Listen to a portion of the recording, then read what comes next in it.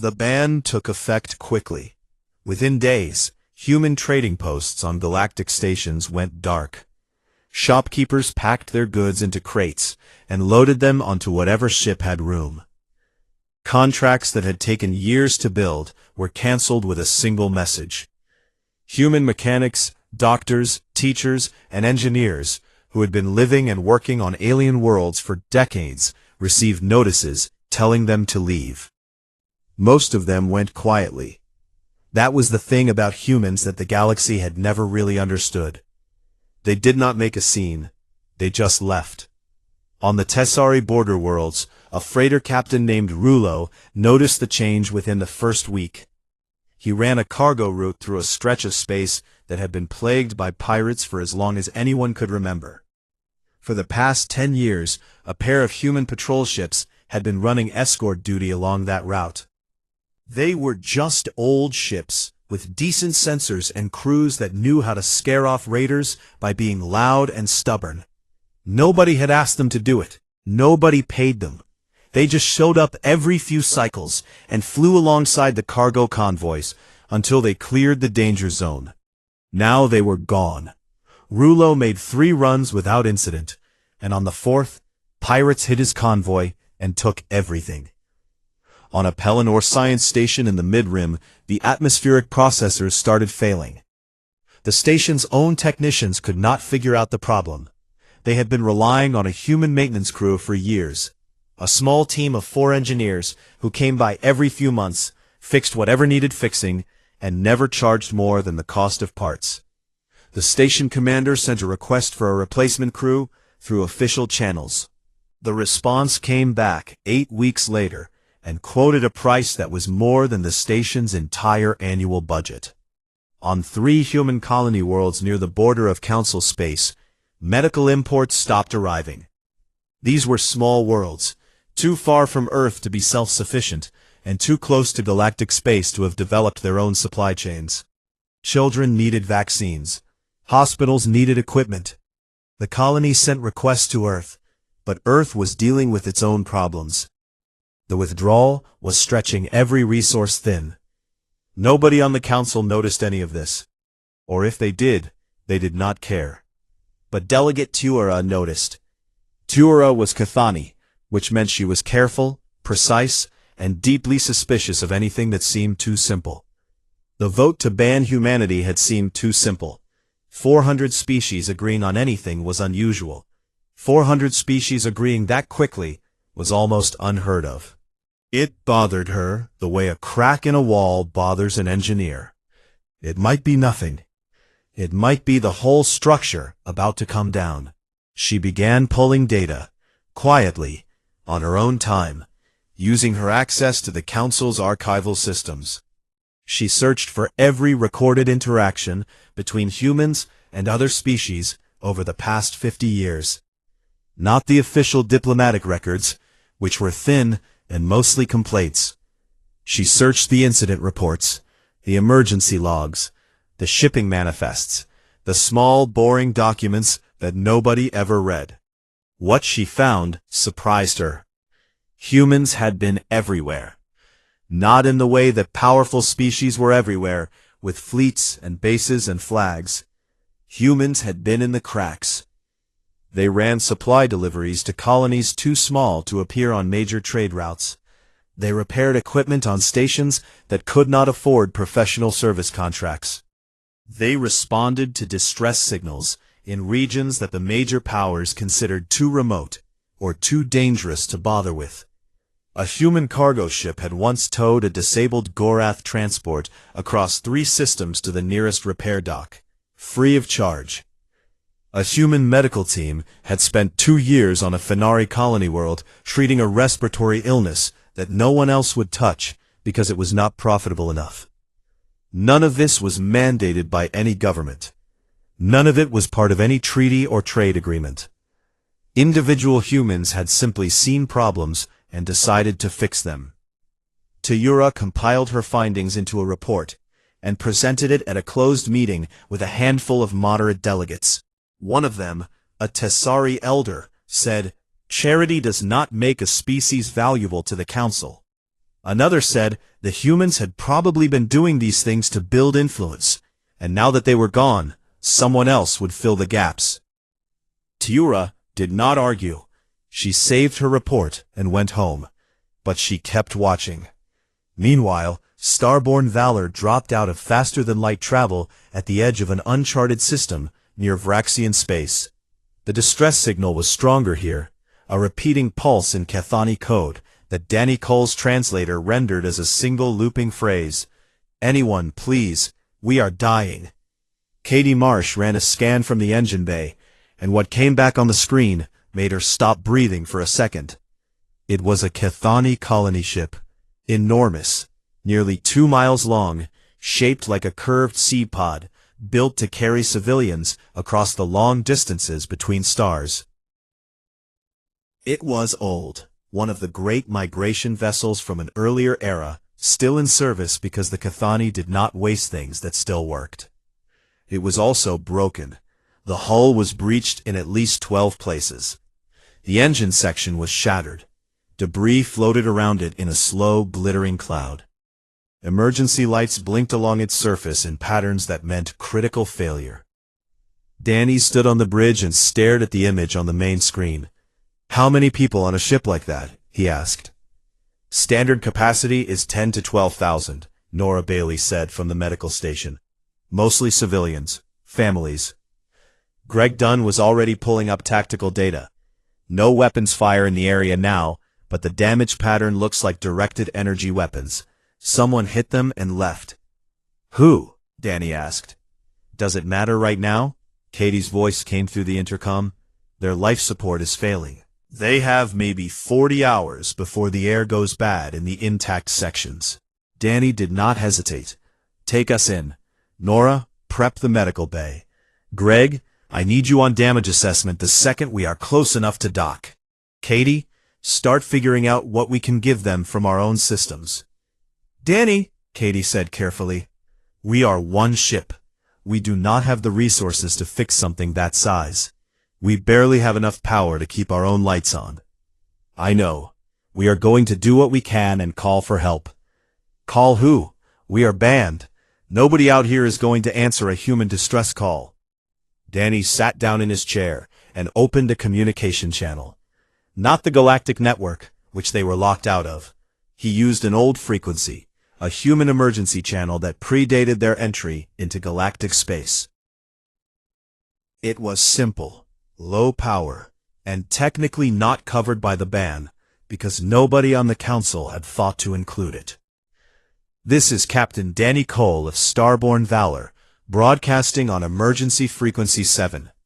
We have a Cathani colony ship with approximately 10,000 civilians aboard, dead in space with failing life support. We need every human ship within range to come help. I am not ordering anyone. I am asking." The signal went out into the dark, and Danny waited. The first response came in 11 minutes. It was a cargo hauler called Blue Canary, captained by a man named Sam Wyatt, who had been running grain shipments between human colonies. "Starborn Valor, this is Blue Canary. I am 4 hours out, on my way." The second came in 20 minutes. A retired survey vessel called Longview, crewed by a husband and wife team named Rick and Jenny Malone. "We are not fast, but we are coming." By the end of the first hour, 7 ships had answered. None of them were military. There was a family transport barge, 2 more cargo haulers, a mining vessel that had been prospecting asteroids nearby, and a medical supply runner, captained by a woman named Peggy Harmon, who had been making deliveries to the border colonies. 7 small ships, 1 battered patrol vessel, 10,000 lives hanging in the balance. Danny looked at the colony ship on his screen.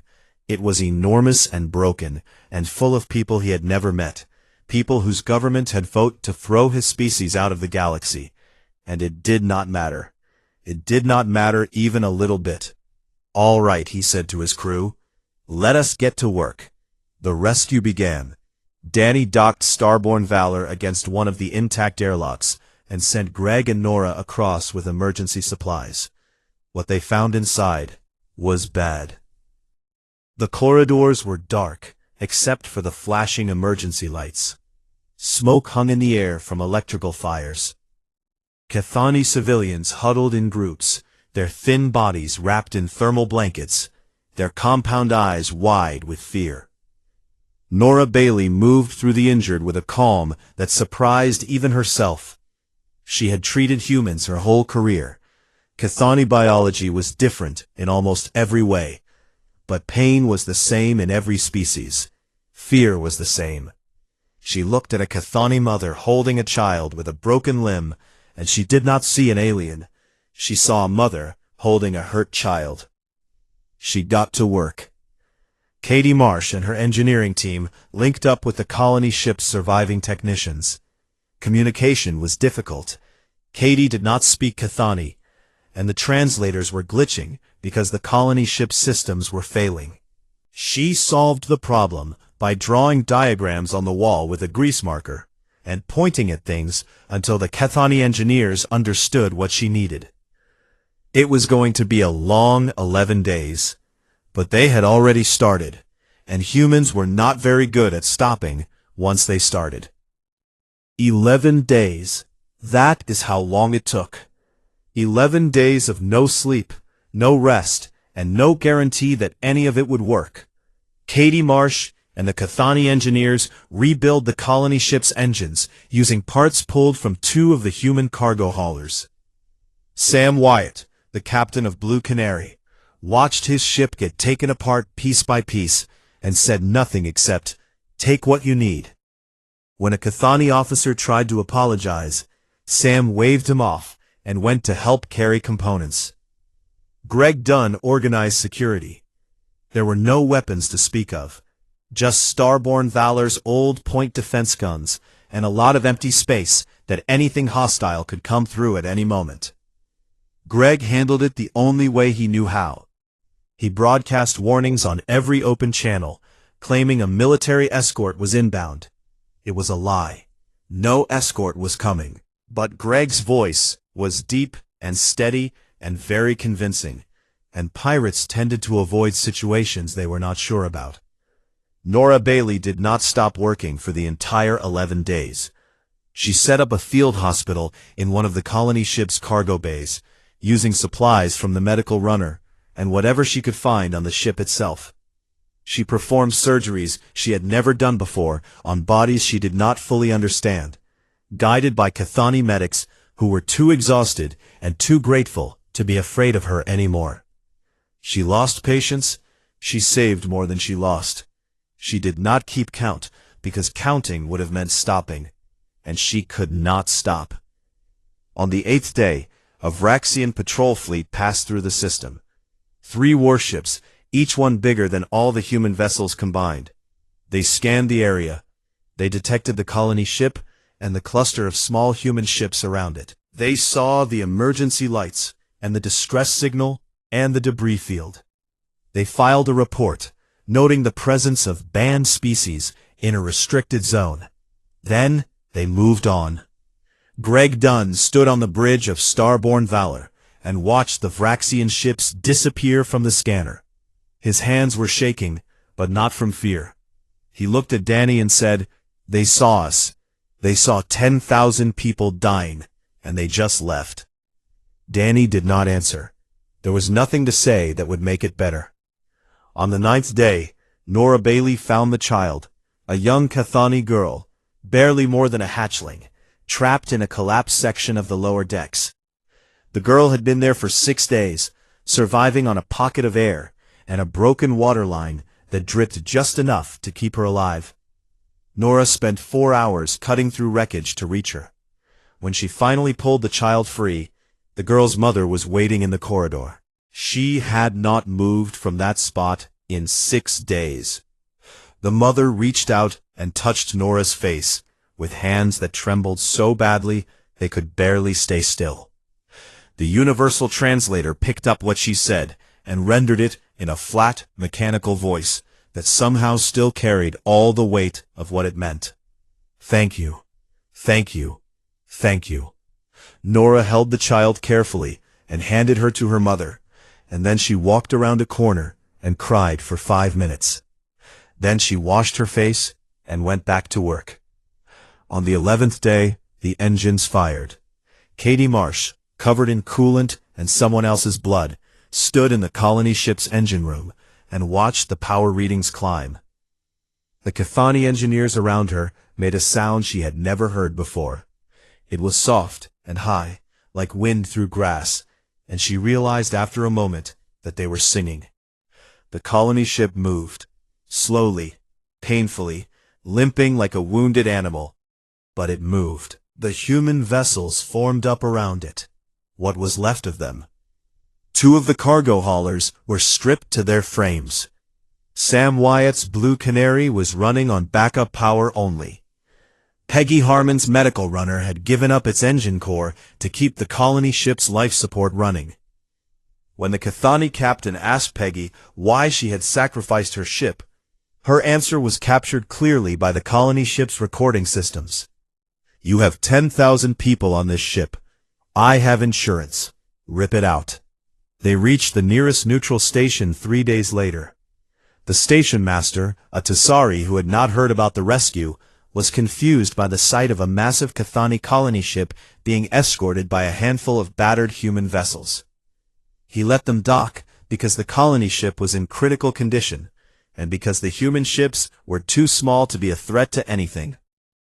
Danny Cole logged the entire operation in Starbound Valor's official record. He transmitted a copy to Earth. He did not send it to the Council. He did not expect anyone to care. But the colony ship remembered everything. 2 months later, the Galactic Council reconvened for a routine session. The agenda was trade disputes, border adjustments, and a complaint from the Gorath about noise regulations on shared stations. Nobody expected anything important to happen. Delegate Tura had formally requested time to present what she called post-exclusion impact data. Zelkan granted her a short window at the end of the session, clearly expecting dry numbers that nobody would listen to. He was half right. Tura presented her numbers first. Trade disruptions in 12 systems, a 17% increase in pirate attacks along routes that human ships used to patrol, 4 colony worlds reporting supply shortages. The numbers were accurate and important, and the delegates barely paid attention. Several of them began checking their personal devices. Then Tura did something unexpected. She yielded her remaining time to Archivist Pelori. The chamber went quiet. Pelori was Orowun, a species so old that nobody remembered when they had joined the council. They served as the official record keepers. They did not vote. They did not speak in debates. They watched, they recorded, and when called upon, they presented what they had recorded without opinion or commentary. They were the living memory of the galaxy, and they were trusted by everyone because they had no agenda. Pelori stepped to the central platform. They were small, wrapped in gray robes, with eyes that reflected light like polished metal. Without a word, they activated the Rotunda's full immersion display system. This system was usually reserved for declarations of war or galactic emergencies. It turned the entire chamber into a screen, surrounding every delegate with images and sounds so real it felt like being inside the event itself. The lights went down. The chamber fell completely silent. The footage began. It was raw, unedited, pulled directly from the Cathani colony ship's internal and external monitoring systems. Every camera, every sensor, every microphone. 10,000 witnesses, and a ship that forgot nothing. The delegates saw the colony ship drifting in the dark, broken and bleeding light from a dozen breaches. They heard the distress signal repeating in Cathani. "Anyone, please, we are dying." They saw Starbound Valor arrive, one small battered ship against the black emptiness of space. They watched Danny Cole's crew begin operations immediately. No hesitation, no committee meetings, no calls for authorization. They just started. The footage moved through the 11 days in carefully selected segments. Katie Marsh, welding a hull breach shut from the outside of the ship, while her oxygen timer counted down on the screen. Greg Dunn, carrying injured Cathani through a collapsing corridor, shouting at them to keep moving, in a language they could not understand. But his meaning was clear, from the way he shielded their bodies with his own. Nora Bailey performing surgery with tools she had built from scrap metal, her hands steady, her voice calm as she guided terrified Cathani medics through procedures that were keeping their people alive. They saw the 7 civilian ships arrive. Not warships, not government vessels, ordinary people. Sam Wyatt, Rick and Jenny Malone, Peggy Harmon. People who heard a call for help and turned their ships around. They saw Peggy Harmon's face when she told the Cathani officer to take her engine core. They saw the look in her eyes. There was no hesitation in that look, just a simple, clear decision that 10,000 lives were worth more than one ship.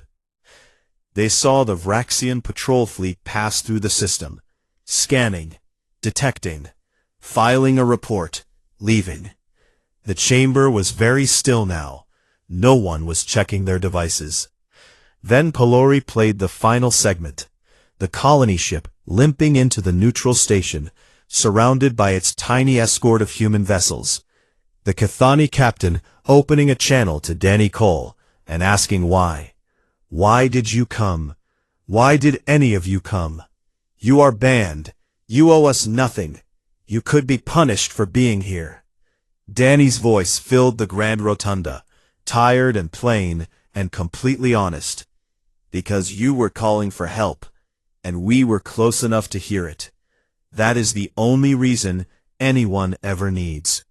The footage ended, the lights came back on. 400 species sat in total silence. Thousands of delegates, and not one of them made a sound. Zelkon's glowing skin had gone pale gray. Warlord Dren Sovic sat rigid in his seat, his jaw locked tight. Tiura was motionless, her compound eyes catching the light. Pelori stepped back from the platform. Record keepers did not give opinions, but as they returned to their station, they did something that no living delegate had ever seen an Orun do. They bowed, briefly, barely more than a tilt of the head, toward the empty human delegation podium where Liam Pratt had stood alone 2 months ago. Then they sat down, and the silence continued, because no one in that chamber knew what to say. The silence lasted for 53 seconds. Pelori would later record the exact duration in the official archive, because that is what record keepers do. 53 seconds of absolute quiet, in a chamber that had not been silent for that long since the day it was built. Then everything broke at once. High Arbiter Zelkon was the first to speak. His skin flickered between gray and a forced, unconvincing blue as he gripped the edges of his elevated seat and addressed the chamber. The footage presented is emotionally provocative, but legally irrelevant. The ban on humanity was passed through proper procedure and remains binding. I call for order and a return to the scheduled agenda. He did not get order. He got chaos. Delegate Tayura rose from the Cathani section immediately. I formally move to reopen the question of Resolution 7714 under Council Procedural Code 41, which allows any completed vote to be revisited upon presentation of material evidence not available at the time of the original decision. Zelkon's skin went gray again. Code 41 requires support from at least 50 delegations before a motion can proceed. Tura turned to the chamber. She did not need to say anything. The footage had said it for her. Within 2 minutes, 73 delegations signaled their support. The number kept climbing. Zelkon watched the tally on his private display and said nothing. Warlord Dren Sovic stood up. The Vraxian was enormous, even by the standards of his own species. He rose from his seat like a mountain deciding to move, and when he spoke, his voice hit the walls of the chamber like a fist. This is absurd. The humans violated the terms of their ban by operating in restricted space. They should be punished, not celebrated. The footage shows criminals interfering in Vraxian-controlled territory. A murmur ran through the chamber. Dren Sovic was not wrong about the technical violation. The system where the rescue took place was on the edge of Vraxian-claimed space, and the humans had no legal right to be there. But then, a Tasari delegate named Counselor Vess stood up from the middle rows. Vess was old, even for a Tasari, and his voice was thin but perfectly clear. Warlord Sovic, may I draw the Chamber's attention to the Mutual Defense Compact of Galactic Year 4207, a treaty which the Vraxian Empire itself drafted and championed. Article 9, Section 3, states that any signatory fleet encountering a verified distress signal in any region of space is obligated to render immediate assistance, regardless of territorial claims or political disputes. The chamber went quiet again, but this was a different kind of quiet. This was the quiet of people realizing where the conversation was about to go. Vess continued. The Vraxian patrol fleet detected the Cathani colony ship's distress signal. They confirmed it with a full sensor scan. They filed an official report acknowledging the situation, and then they left 10,000 civilians to die. The humans, who were not signatories to this treaty, and who had been formally expelled from galactic society, stopped and helped. I would like Warlord Sovic to explain to this chamber how his fleet's actions were consistent with the treaty his empire wrote. Dren Sovic's face did something complicated. His jaw worked back and forth. His massive hands pressed flat against the desk in front of him. The delegates nearest to the Vraxian section quietly leaned away. The Cathani colony ship was outside our patrol's designated route, Dren Sovic said. They were not required to divert. Article 9 does not include a distance exception, Vess replied. The warlord wrote the treaty.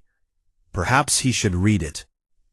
The chamber erupted, not in laughter this time, in argument. Delegates shouted at each other across the rows. Factions that had been quietly forming for weeks suddenly declared themselves openly. The Tasari demanded accountability for the Vraxian patrol's failure. The Cathani delegation, whose own people had been on that colony ship, turned toward the Vraxian section with a cold fury that was all the more frightening because of how still they were. Dren Sovic looked at his fellow Vraxian delegates. Then he looked at the chamber. Then he stood, straightened his uniform, and walked out. The entire Vraxian delegation followed him. The doors sealed behind them with a sound that echoed through the rotunda like a closing fist. Over the next several days, the council descended into the most intense debate anyone could remember. Two factions emerged. The reformists, led by Tayura and supported by a growing coalition of smaller species, argued that the ban had been a mistake from the beginning. Humanity had demonstrated through action, not words, the very values that the council claimed to represent: compassion, courage, service without expectation of reward. The reformists wanted the ban reversed immediately and humanity restored to full membership. The traditionalists, anchored by the Vraxians and several other military powers who feared what a reversal would mean for their own authority, argued that the council could not simply undo a properly conducted vote every time someone showed an emotional video. Rules existed for a reason. If the council started reversing decisions based on feelings, the entire structure of galactic law would collapse. The debate went back and forth. Sessions ran late into the night cycle. Delegates who had never spoken to each other before were suddenly having urgent conversations in corridors and meeting rooms. Behind closed doors, something much more dangerous was happening. Dren Sovic had returned to his flagship in orbit above the station. He was not a politician. He was a warlord, and warlords solved problems differently. The footage had humiliated his fleet. If the ban was reversed, the Vraxians would lose standing in the council. Other species would start questioning Vraxian strength, Vraxian commitment, Vraxian right to hold the military power they had built over centuries. Dren Sovic could not allow that. He began moving ships, quietly at first, under the cover of routine patrol reassignments. But within a week, a significant Vraxian battle group was positioned near the border of human space. Not in human space. Not close enough to trigger any treaties. Just close enough to be noticed. The message was simple. If the humans became a problem again, the Vraxians would make them disappear. Liam Pratt was still on the council station. Officially, he had no standing. The ban was still in effect, and his credentials had been revoked. But Tyura had arranged for him to stay in temporary quarters as a cultural consultant. A legal fiction that nobody believed, but nobody bothered to challenge. Tyura came to see him late one evening. She was not good at human body language, but Liam had learned to read Kethany moods from the way their antennae moved. Tyura's antennae were pressed flat against her head, which meant she was worried. "The Vraxians are moving ships to your border," she said without any introduction. "Dren Sovic is pushing for what he calls a containment action. He wants to intimidate your colonies into silence, so the question of the ban becomes irrelevant." Liam sat on the edge of his bunk and rubbed his eyes. He was very tired. "How many ships?" he asked. "Enough," came the reply. "Can the council stop him?" "The council is deadlocked. The reformists have the votes to reopen debate, but not enough to force a reversal, while the traditionalists are blocking procedure. Sovic is using the delay to position his fleet. If he acts before the vote happens, the reformists will have nothing to vote on." Liam was quiet for a long time. Then he took out his datapad and began composing an encrypted message. "Who are you writing to?" Tyura asked. "A friend. Someone who is very good at doing things that should not be possible." The message went out on the same old emergency frequency that Danny Cole had used to call for help during the rescue. It was short and simple and contained everything Liam knew about the Vraxian fleet movements, the council deadlock, and the timeline. On Starborn Valor, now docked at a human border colony for resupply, Danny Cole read the message 3 times. Then he called his crew to the mess hall. They gathered around the metal table, where they ate their meals and played cards, and argued about nothing. Danny laid it out for them plainly. The Vraxians were coming. Not to negotiate, not to talk, to show the galaxy that humans could be pushed around, and that anyone who supported them would be next. "How many warships?" Greg Dunn asked. "Enough," Danny said. "And what do we have?" Danny looked around the table. Katie Marsh, who could build an engine out of scrap and stubbornness. Nora Bailey, who could keep people alive through sheer refusal to let them die. Greg Dunn, who was afraid of nothing except standing still while someone else was in danger. And himself, a captain of a ship that was held together by patches and hope. "We have us," Danny said, "and we have an idea." "Is it a good idea?" Katie asked. "No, but it is a very human one." Danny Cole's message went out on every human channel he could reach. He did not call admirals or generals because there were barely any left. He called miners in asteroid fields, traders on cargo runs, doctors on colony ships, families on transport barges, farmers on border worlds who had old shuttles sitting in their barns, teachers, mechanics, retired pilots, and anyone else with a ship that could fly and a willingness to use it. He told them the truth, all of it. The Vraxian fleet was moving toward the border. The council was stuck. Nobody was coming to help. Earth's government was too far away and too slow to respond in time. If the Vraxians reached the border unopposed, they would push through, and the galaxy would learn that humans could be erased without consequences. Then he asked them one question. "Are you willing to be seen?" The first ship arrived at the border zone within 12 hours. It was a grain hauler from one of the farming colonies, captained by a man named Ted Harper, who was 62 years old and had never been in a fight in his life. He parked his ship at the edge of human space, turned on every running light he had, and set his transponder to broadcast on all frequencies. Then, he sat in his pilot's chair and waited. The second ship arrived an hour later, then 2 more, then 6, then 20. Within 48 hours, over 300 human vessels were positioned along the border.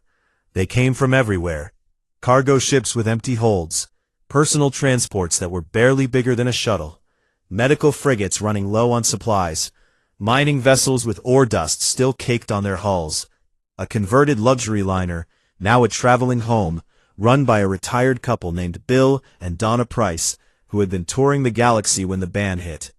They had nowhere else to be, so they came. Not one of them formed a battle line. They simply spread out along the border, running lights blazing, transponders singing, and they waited. Katie Marsh had not slept in 30 hours, but she was not done. She moved from ship to ship in a shuttle, rigging each one with enhanced sensor arrays and live-streaming broadcast equipment. She patched all of it into the Galactic Communication Network, the same network that humanity had been banned from using. Technically, it was a violation. Katie did not care. She had stopped caring about technicalities somewhere around the 4th day of the colony ship rescue, when she was up to her elbows in alien engine coolant, and nobody from the council was answering distress calls. The feed went live, not to the council, to everyone. Every species, every station, every colony, every world with a receiver. Katie made sure the signal was clean and strong and impossible to block. Then, she sat down in the shuttle, ate a protein bar, and watched the scanner for Vraxian ships. They arrived on schedule. Dren Sovik's fleet dropped out of faster-than-light travel, at the edge of the border zone, and found something he had not expected. The scanners on his flagship showed 312 contacts spread across a wide section of space. His tactical officer began identifying them: cargo ships, transports, mining vessels, a school ship, a medical barge, a luxury liner.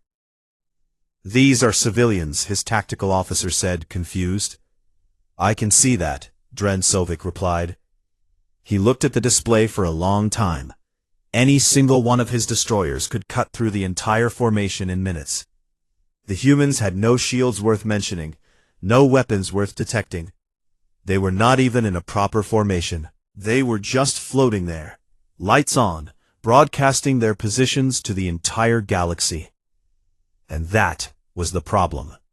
Dren Sovik was a warlord, not a fool. He saw the broadcast signals going out from every human ship. He saw the viewer counts climbing on the galactic network. He understood what Danny Cole had done. He opened a channel. "Human vessels, this is Warlord Dren Sovik of the Vraxian Third Fleet. You are occupying a controlled border zone in violation of Resolution 7714. Withdraw immediately or face consequences." Danny Cole stood on the bridge of Starbound Valor. Nora Bailey was at his right. Greg Dunn was at his left. Katie Marsh's voice was in his ear from the shuttle, feeding him data. He looked at the Vraxian fleet on his screen. All that metal and firepower pointed at a collection of farmers and families and retired couples, and he opened the channel. "Warlord Sovik, this is Captain Danny Cole. We are not in your space. We are in ours. And these are not soldiers. They are the people you told the council do not matter. Farmers, mechanics, parents, kids." He paused. The bridge was quiet. The galaxy was listening. "If you want the galaxy to watch you fire on a school ship to prove how dangerous humans are, go ahead. We will not shoot back.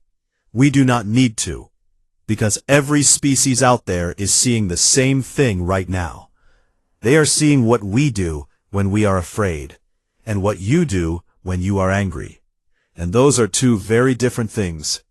On the school ship, a small transport called Bright Morning that normally carried students between colony worlds, a young teacher named Haley Grant was standing at the observation windows with her class. 14 children, ages 6 to 12, who had been on a field trip when the call went out. Haley had given their parents the choice to pull them off the ship. Now, the children stood at the windows, watching the Vraxian warships hang in the darkness like iron mountains, and they did what children do when they see something amazing and scary and bigger than they can understand. They waved. 14 small hands pressed against the glass, waving at ships that could destroy them without effort. The broadcast cameras caught it. The galaxy saw it. On the council station, the Grand Rotunda had reconvened in emergency session. The live feed was playing on every screen in the chamber. Delegates watched Vraxian warships face down unarmed human civilians. They watched children wave at destroyers. They watched a medical vessel, with its bay doors open, treating patients in full view of the fleet, because Nora Bailey had ordered every human medical ship in the formation to keep their doors open and their lights on, so the galaxy could see exactly what would be destroyed if the Vraxians fired. Zelkon sat in his elevated seat, and his skin had gone a color that no one in the chamber had ever seen on a Vashiri. It was not blue, it was not gray, it was something in between, the color of a being who had spent his entire career navigating politics and was suddenly realizing that politics was not going to be enough. Delegate Tiora stood and walked to the central platform. She did not ask for permission. Nobody tried to stop her. We voted to cast out the only species in this galaxy that runs toward danger to help strangers, she said. Her voice was steady and cold and carried to every corner of the rotunda. And now we are watching another species point weapons at children.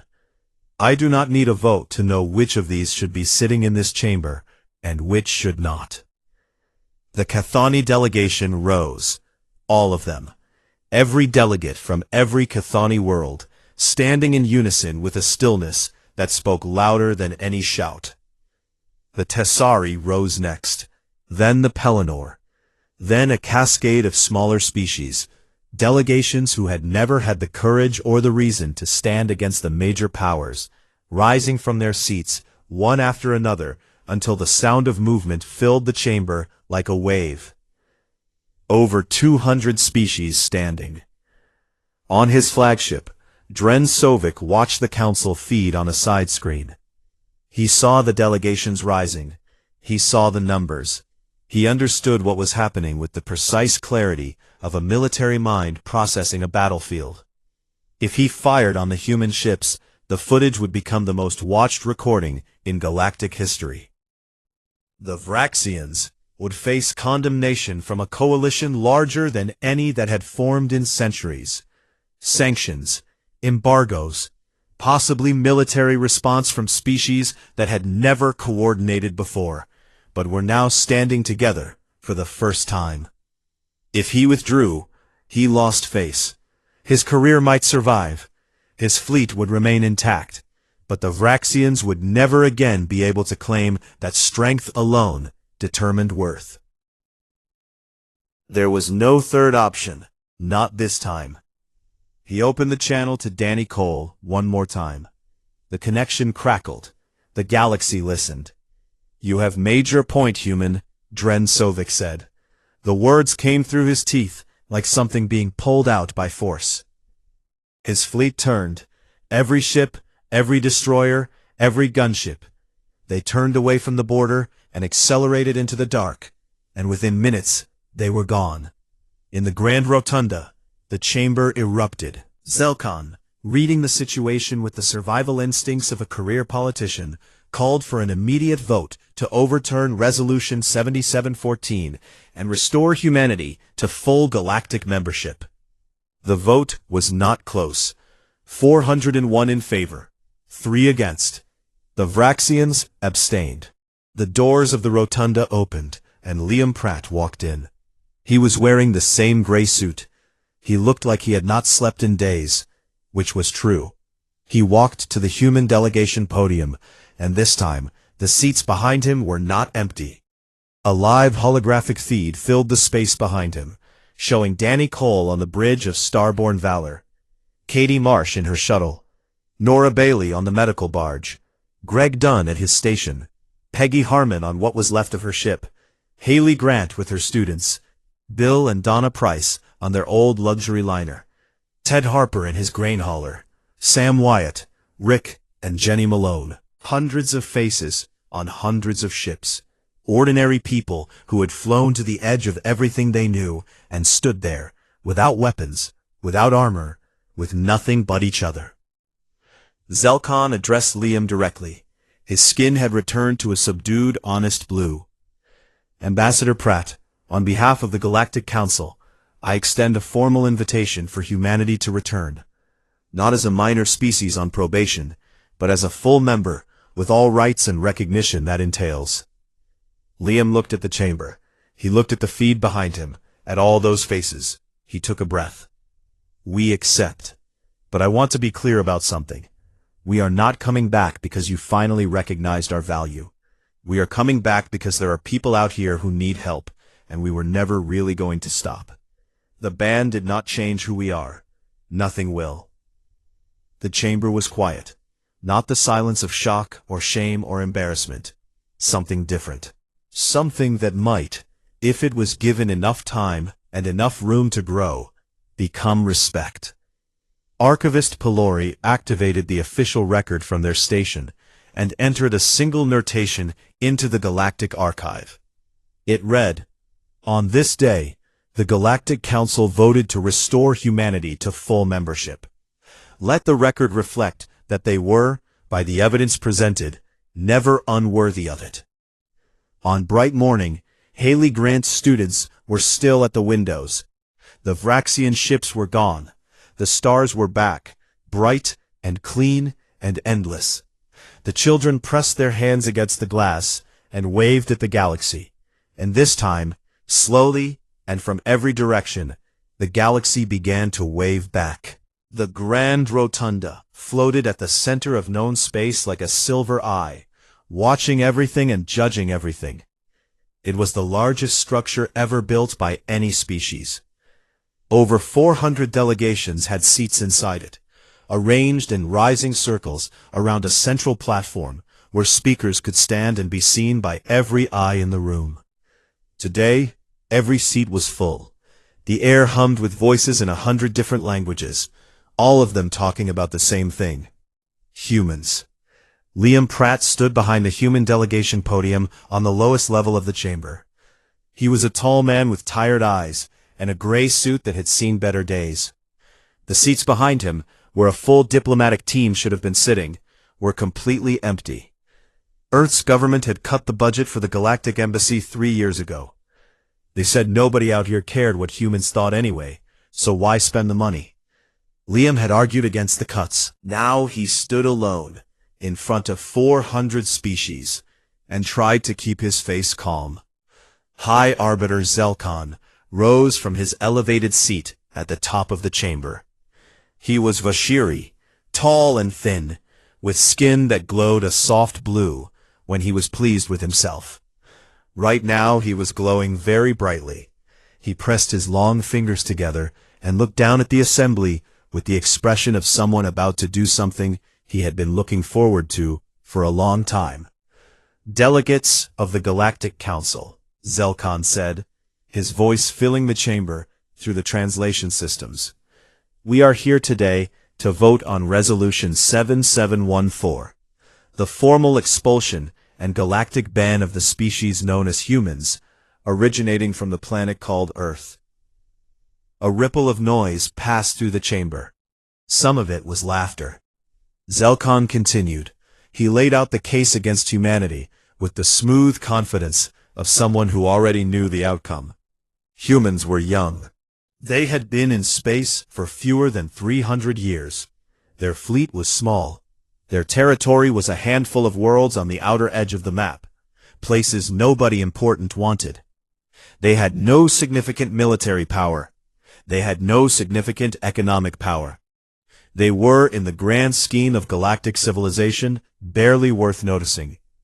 But they were, Zelkon said, worth removing. He listed the charges: Human ships had been caught entering restricted zones without permission on 14 separate occasions. Human traders had contacted 3 pre-contact species in violation of galactic law. Human vessels routinely ignored trade route protocols, cutting through established shipping lanes and causing disruptions. A human mining crew had accidentally destabilized a moon in the Terek system, which Zelkan described as reckless endangerment of celestial bodies. The Vraxian delegation, a group of massive gray-skinned warriors who took up twice as much space as any other species, banged their fists on their desks and laughed loudly. Warlord Dren Sovik, their leader, leaned back in his seat and smiled with a mouthful of teeth that were not designed for smiling. The Cathani delegation clicked their mandibles in a rhythmic pattern that meant disapproval. They were insect-like beings, thin and precise, and they did not like disorder of any kind. Humans, in their view, were nothing but disorder. Several smaller species used their speaking time to pile on. A Fenari merchant complained about a human trader who had undercut his prices on medical supplies. A Gorath delegate said human music was too loud and leaked through the walls of the shared quarters on trading stations. A Pelori scientist said humans asked too many questions. Through all of this, Liam Pratt stood still and listened. He kept his hands at his sides and his expression neutral. He had learned long ago that showing emotion in this chamber was like bleeding in water full of sharks. When the complaints were finished, Zelkan looked down at Liam and tilted his head with a glow of amusement. The human representative may speak, if he wishes. Liam stepped forward to the central platform. He was very aware of how small he looked standing there, one person in a room built for thousands. He took a breath and spoke. High Arbiter, delegates, I thank you for allowing me to address this chamber. I will not take much of your time. He acknowledged the charges. Yes, human ships had entered restricted zones. In most cases, he explained, they had done so in response to distress signals that turned out to be echoes or equipment malfunctions. It was a mistake, not a policy. Yes, human traders had made contact with pre-contact species. 2 of those incidents were accidents caused by faulty star charts purchased from a Cathani cartography firm. The third was a single ship captain who had been court-martialed and stripped of his license upon return to Earth. He did not argue about the moon. That one was fair. Then Liam shifted his tone. Not louder, not angrier, just clearer. But I would ask the Council to also consider the full record of human activity in galactic space. When the Tassari plague struck the outer colonies 6 years ago, it was human medical ships that arrived first with supplies and personnel. We were not asked. We simply came. When 3 worlds in the Delmari cluster faced famine after their harvest fleet was destroyed by a solar storm, human agricultural teams shared seed stock and growing techniques freely, without trade agreements or payment. When a Pelennor cargo vessel was caught in a radiation storm near the Kessler boundary, it was the crew of a human transport ship that pulled them out. They did not ask for salvage rights. They did not ask for anything. The chamber was quiet, but it was not the quiet of consideration. It was the quiet of people waiting politely for someone to finish talking, so they could do what they were already planning to do. Liam saw it in their faces, in their eyes, in the way Zelkan's skin still glowed that satisfied blue. He stepped back from the platform. That is all I have to say. Zelkan nodded. Thank you, Ambassador. The Council will now vote. The voting was electronic, instant, and brutal. Each delegation pressed a single button.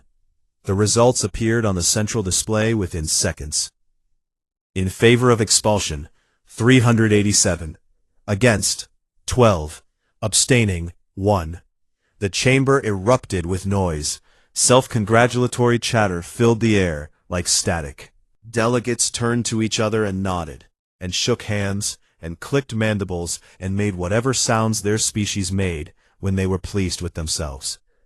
Zelkon read the result into the official record. Resolution 7714 is passed. Humanity is formally expelled from all galactic trade routes, stations, councils, and communication networks. All human ships and personnel are to withdraw from galactic space within 90 standard cycles. This decision is final and binding. Liam Pratt picked up his datapad from the podium. He looked at the chamber one last time, at the hundreds of faces that had just voted to erase his species from the map. He did not shout. He did not argue. He nodded once, turned and walked out through the tall doors. Behind him, the doors closed with a deep, heavy sound. The chamber continued celebrating. Nobody watched him go. Far away in the cold dark of the outer territories, a battered ship called Starbound Valor was running at half power through an empty stretch of space. Danny Cole sat in the captain's chair, reading supply reports on a cracked screen, when the communication panel lit up with an incoming transmission marked Priority, Earth Government. Katie Marsh, who was lying under a console in the engine bay, rewiring a coolant line, heard the alert through her earpiece.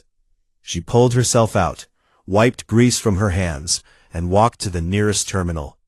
She opened the transmission and read it aloud. The engine bay went silent.